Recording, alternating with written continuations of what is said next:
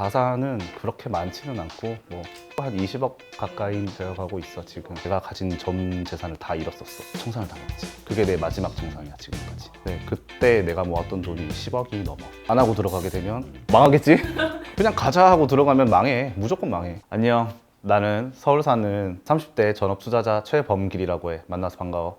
나는 경찰대학교를 2012년도에 들어가서 2016년부터는 이제 경찰에 임용을 해서 작년 2021년까지 이제 근무를 하고 강남경찰서 근무를 마지막으로 이제 작년 11월에 퇴사를 했고, 경제범죄수사팀이라고 해서 거기서는 주로 사기, 배임, 횡령 같은 고소고발 사건 그런 것들 들어왔을 때 접수하고 수사를 하는 그런 부서에도 있었어. 지금은 비트코인 전업 투자를 하고 있고 사람들을 좀 가르쳐 보고 싶은 생각이 있어가지고 지금은 비트코인 이 트레이딩 회사를 지금 하나 차리려고 준비 중에 있어. 나는 이제 삼수를 했었고 부모님이 되게 내가 의사가 되기를 많이 바랬었어. 그래서 의대를 가려고 삼수를 했는데 삼수할 때 되니까 더 이상 공부하기 싫은 거야. 도저히 앞으로 10년 동안 더 공부를 할 자신이 없어서 이제 급하게 진로를 변경하게 됐고 경찰이라는 직업을 가지게 되었는데, 하다 보니까 공무원이라는 직업이 내 적성에는 그렇게 맞지 않는다 생각을 들어가지고 퇴사를 하게 됐어. 본인도 이제 경찰로 일하면서 투자에 좀 관심이 있었어? 나는 되게 돈을 많이 벌고 싶었어. 그러면 내가 월급 말고 다른 어떠한 방법으로 이제 돈을 벌 수 있을까를 되게 생각을 많이 해봤을 때 결국은 공무원이라는 입장에서는 할 수 있는 게 투자가 유일한 방법이더라고. 투잡을 할 수가 없으니까. 그래서 투자에 되게 관심을 많이 가졌던 것 같아. 사실 경매도 공부를 했었고 부동산 공부도 했었고 주식도 조금씩 했었고 그러다가 코인의 맛을 알게 된 거지. 나한테는 그 수단이 코인이었던 것 같아. 각자 개인마다 잘 맞는 매개체가 있다고 생각을 하는데 나는 조금 더 변동성이 크고 사이클을 조금 더 빨리빨리 가져갈 수 있는 이 비트코인이라는 곳에 되게 매력을 느꼈고, 그리고 알다시피 이제 공무원은 보통 9시 출근하고 6시에 퇴근을 하는데 주식 같은 경우에는 그 시간에 업무 시간이라서 할 수가 없어. 하기가 되게 힘들었어. 그런데 이 비트코인 같은 경우에는 내가 퇴근하고 나서 좀 잠만 좀 줄이면 충분히 공부할 수 있는 시간도 나오고, 그래서 나는 비트코인을 했던 것 같아. 나의 현재 자산과 어떤 수익 파이프라인 같은 건 어떻게 되는지. 지금 사실 수익은 한 90% 정도는 그냥 내가 실제로 투자, 트레이딩을 해서 버는 돈으로 먹고 살고 있고, 자산은 그렇게 많지는 않고 뭐 한 20억 가까이 되어가고 있어 지금. 어떤 구성으로 이제 포트폴리오가 구성되어 있는 거야? 나는 지금 비트코인이 거의 절반 이상? 부동산, 아파트를 구입을 해놓은 상태고 현금도 쪽 일부 가지고 있고, 내가 사치제를 되게 좋아했어가지고 요즘은 그림이나 시계 같은 거에도 되게 관심 많이 가지고 있는 편이야. 코인 투자를 처음 시작하게 된 계기가 뭐? 내가 처음 코인을 알게 된 게 2017년 5월 달이었어. 비트코인이라는 게 있다 정도만 알고 있었고 뉴스에서 가격이 올라간다라는 소리만 듣고 내가 직접 할 생각은 하지 않았어. 그때는 나는 주식으로 안정적으로 돈을 좀 조금씩 벌고 있었기 때문에 그랬는데 하루가 다르게 계속 올라가는 거야. 그래서 2017년 9월부터 비트코인에 뛰어들었지. 그때 이후로 쉬은 적은 없었던 것 같아. 그때는 업비트도 없었어. 코인원이라는 거래소에서 100만 원 입금해놓고 그 100만 원으로 비트코인 캐시라는 걸 샀어. 그 비트코인 캐시가 80만 원 정도 하던 게 그 이틀 만에 240만 원까지 간 거야. 그래서 내가 그때 100만 원이 200만 원 되는 데까지 하루도 안 걸렸던 것 같아. 그때 그 참맛을 보고 나서 이제 코인을 해야겠다. 주식에 있는 돈 다 빼고 올인을 했지. 올인을 했어. 그럼 꽤 될 거 아니야? 한 3천만 원 정도. 3천 정도. 20대였던 거잖아, 이때가. 그렇지. 27, 2017년 말까지는 불장이었으니까. 그래서 순자산이 1억이 넘어갔었지. 그리고 2018년 2월 달에 그 돈 다 잃었어. 그 1억이 넘게 된 돈이 하락장이 시작됐잖아. 근데 나는 그 전까지 이런 하락을 겪어본 적이 없었잖아.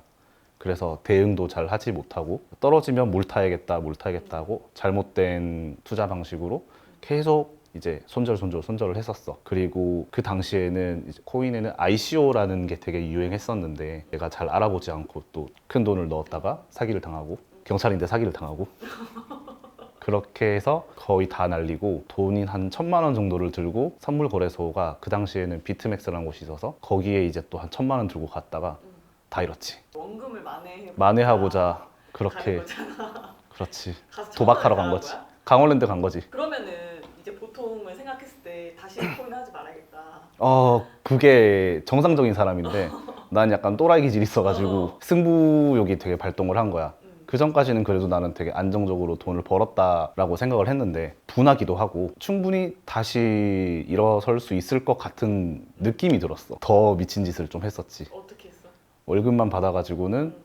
조금씩 하니까 안 되겠더라고. 공무원은 또 신용이 좋잖아. 또 한 1,000만 원을 빌렸지. 또 그걸로 열심히 또 공부를 하다가 또 까먹고 진짜 셀 수도 없을 만큼 많이 청산을 당했던 것 같아. 근데 청산 당할 때마다 월급은 있으니까 그 돈으로 또 공부를 하고 이렇게 해서 틀렸으니까 이 방법은 수정하고 이렇게 해보자 또 저렇게 해보자 계속 나 혼자서 이런저런 방법을 많이 공부했던 것 같아. 빚이 있는 상태에서 투자를 하는데 계속 손실이 나면 마음이 굉장히 엄청 스트레스 많이 받지. 그치. 그래서 절대로 투자는 남의 돈으로 하면 안 된다. 그런 교훈도 얻었고.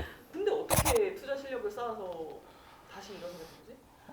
하루에 거의 4시간 이상 자진 않았던 것 같아. 휴대폰도 계속 차트를 붙잡고 있고, 그다음에 집에 가면은 항상 차트만 보고 있었던 것 같아. 지금이야 코인 유튜버들 많고 가르쳐 주는 사람들이 많았는데 그때 당시에는 배울 수 있는 사람이 거의 없었어. 해외 사이트를 찾아보고 트레이딩뷰에 보면은 이제 전문가들이 자기의 의견을 분석해서 올려놓는 칸이 있었거든. 그거를 보고 많이 배웠던 것 같아. 2018년도 때는 사실 장이 얼어 있어가지고 그때는 시드를 거의 못 늘렸던 것 같아. 그때 집중적으로 내가 공부를 했었던 것 같고 2019년도가 되면서부터 이제 갑자기 비트코인이 많이 상승을 하기 시작했거든. 그때부터 이제 시드를 조금씩 늘렸고 2020년 말쯤에는 한 1억까지는 모았었던 것 같아. 거의 비트코인으로 했었고 나는 현물이랑 선물 둘 다 했었는데 2019년 말쯤부터는 거의 선물만 했던 것 같아. 그러면 선물 투자로 거의 1억 원을 20억 원으로 만들고 있네? 1억이 20억까지 가는 데는 1년도 안 걸렸었어.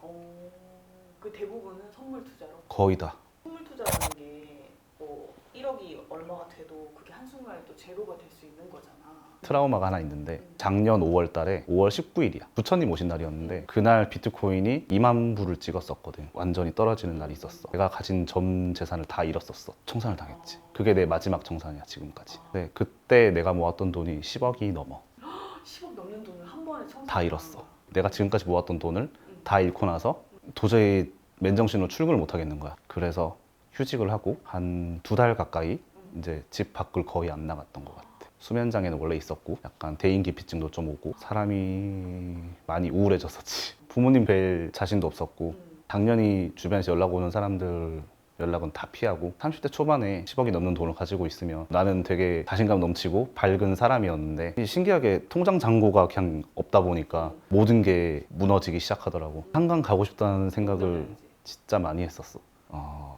많이 힘들었었어. 우리가 흔히 말하는 존버라는 게 이 시장에서는 통하질 않아. 내 판단이 항상 맞을 리가 없거든. 내가 신이 아닌 이상은 언젠가 한번 틀리는데 틀렸을 때 그거를 빨리 인정하고 손절을 해야 되는데 그걸 못하고 버티다가 그냥 날아가는 거야. 내가 지금까지 수없이 청산을 당해본 기억을 되살펴보자면 충분히 내가 손절을 할 수 있는 시간이 있었음에도 불구하고 안에서 더 큰 돈을 잃게 된 거거든. 사람들이 손실 확정을 되게 무서워해서 만약에 내가 마이너스 10%야. 그거는 손절 빨리 치고 그 다음 더 좋은 자리까지 기다려서 거기서 10% 이상 먹으면 되거든. 그러면은 금방 회복을 할 수 있는데 10% 이거 손절을 치질 않아서 마이너스 30%까지 가게 되고 그 30%가 가면 사실 이제 더 이상 손절을 치기가 힘들어진단 말이야. 왜냐면 이 절대적인 금액 자체가 커지기 때문에 마이너스 50% 이렇게 돼버리면 그때는 사람이 아예 포기를 해. 모르겠다 올라가겠지. 그러다가 이제 마지막에 전화 당하는 거지.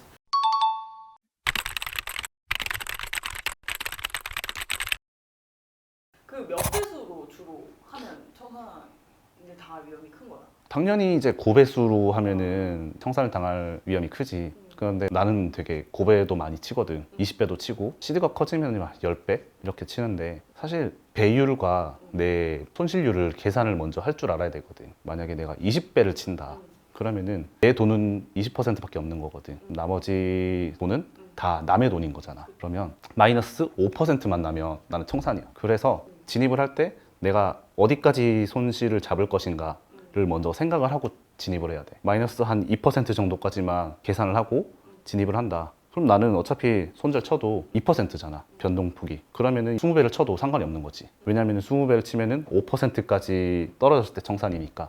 나는 2%에 손절 라인을 걸어두는 거야. 무조건. 미리 걸어두는 거야. 나는 진입하기 전에 무조건 스탑로스를 걸어둬. 근데 치고 다시 올라올 수도 있죠. 그래도 걸어두는 게 나아. 무조건 기계적으로 해야 되는 거야. 결국은 나중에 가면 복구를 하더라. 잃더라도. 선물 트레이딩을 할 수 있는 나만의 어떤 노하우를 조금 더 알려줄 수 있을까? 나는 무조건 스탑로스를 걸어야 된다는 주의야. 진입을 하기 전에 이미. 그래서 내가 차트를 보고 이 지점이 괜찮다. 진입을 할 거다. 그럼 진입하기 전에 난 어디서 손절을 칠지를 먼저 항상 생각을 해. 어디서 익절할지는 사실 중요하지 않아. 어차피 먹는 거면 뭐 내가 이만큼 먹거나 이만큼 먹거나 어차피 익절은 익절이니까 내 돈 늘어나는 건데 손절은 절대적으로 지켜. 손절을 걸고 주문을 걸고 나면 차트 잘 안 봐. 그냥 안 보는 게 낫더라고. 내 손절 라인을 딱 터치를 하고 만약에 반등을 준다. 그러더라도 그때는 쉬는 게 맞아. 그냥 쉬어야 돼. 그때 뇌동매매라는 걸 하거든. 영화 중에 로그 트레이더라는 영화가 있거든. 거기 보면은 마틴 매매법이라는 매매법을 사용해서 엄청나게 부와 명예를 가지는 트레이더가 나와. 이 마틴 매매법이라는 게 뭐냐면 내가 만약에 100원을 넣었을 때 실패를 했어. 그럼 또 200원, 또 실패했을 때 또 400원을 넣어. 계속 이제 두 배씩 올려가는 거야. 그러다 보면은 10번 안에는 무조건 반등이 나오게 되면 무조건 나는 수익으로 나올 수 있거든. 그런데 이 시장이란 게 되게 아이러니하게도 한 번은 잃을 때가 나와. 10번 연속으로 다 틀릴 때가 나온다는 거지. 그러면은 복구가 안 돼. 우리가 흔히 말해서 좋은 자리라는 걸 찾잖아. 차트를 보고 좋은 자리라는 걸 찾게 되는데 좋은 자리라는 거는 손절 라인이 명확한 곳이 좋은 라인이라고 생각하거든. 내가 확실하게 손절을 칠 수 있는 구간 그리고 그 손질이 짧은 구간이 되게 중요해. 결국은 손익비랑 똑같은데 내가 만약에 10,000불에 들어갔는데 나는 익절을 12,000불에 걸고 손절을 9,000불에 거는 거야. 그러면은 내 계획이 맞았다면 2,000불을 벌 거고 틀렸으면 1,000불을 잃게 되잖아. 이런 손익비를 계속 가져가야 돼. 그런 자리가 언젠간 나와. 안 하고 들어가게 되면 망하겠지? 그냥 가자 하고 들어가면 망해. 무조건 망해. 근데 이런 원칙을 정해놓고 지키기가 어렵잖아. 정말 어려워. 나도 한 번씩은 내동 매매를 하는 편인데 그래서 나는 웬만하면 휴대폰으로 거래를 안 하거든. 휴대폰은 계속 보고 있으면 누르고 싶어져. 휴대폰은 화면도 작고 정확하게 차트를 보기가 힘들어. 아무래도 컴퓨터보다. 그래서 나는 무조건 컴퓨터로 매매를 하는 편이고 컴퓨터로 이미 포지션을 진입을 했다면 그다음 휴대폰은 거의 이 버튼 안 누르려고 노력을 많이 하는 편이야.